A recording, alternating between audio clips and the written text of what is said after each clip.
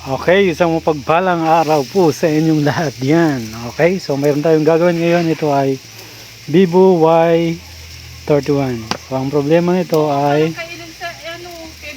Google account o FRP lock. So yan, kung mapapansin nyo yung lock niya sa screen, may sign na lock. So nangangulugan yung Google account niya. So kailangan natin buksan to para sa test point, kaya i-disassembly muna natin, no?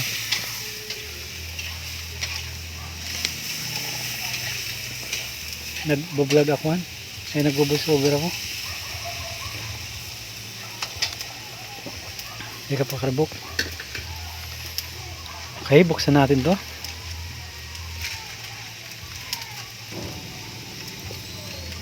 Tanggalin natin ang mga tornilyo. Pag ganito kasing unit, so hindi siya kaya sa ano lang, kailangan mo talagang buksan. Ano ba yun? Kailangan mo talagang buksan para sa test point.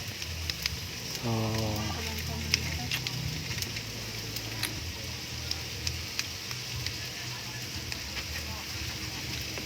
ayan, para matanggal yung Google account niya.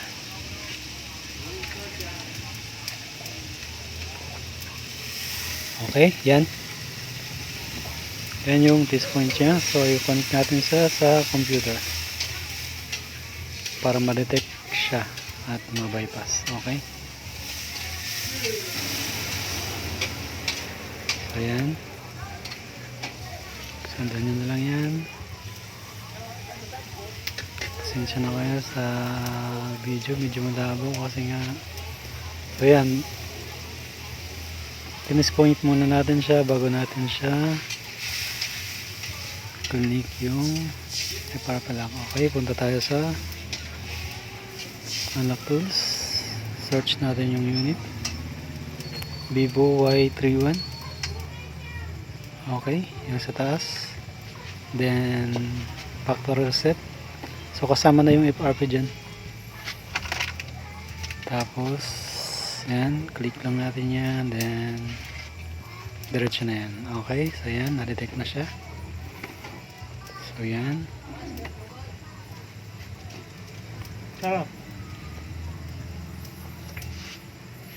Okay, in process. So yan, FRP lock. Okay, so erasing FRP lock, okay na. So okay na yung phone nya. Yeah, assembly na lang natin. Okay, ganun lang siya kadali. Yung test point siya ito, itong tatlong dot, tapos itong dalawa sa gilid. So ito, yan lang. Okay,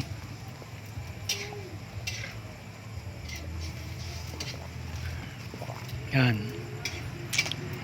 erase FRP. Okay, user dito okay rin. So okay na siya. So yan, ito try na natin.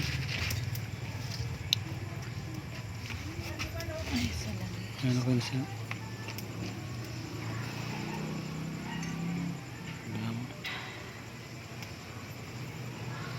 So dyan, next na lang tayo. Alam nyo na yan pag technician ka. Kung hindi naman, sundan mo na lang to. Okay.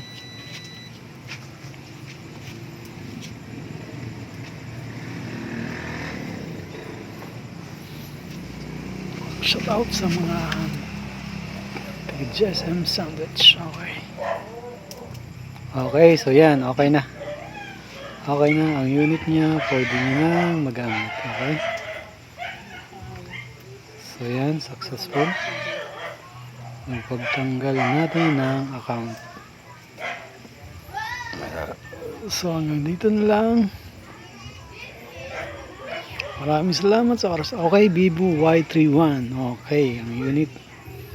So yan, okay na. Hanggang dito na lang. Salamat. Bye bye. God bless you.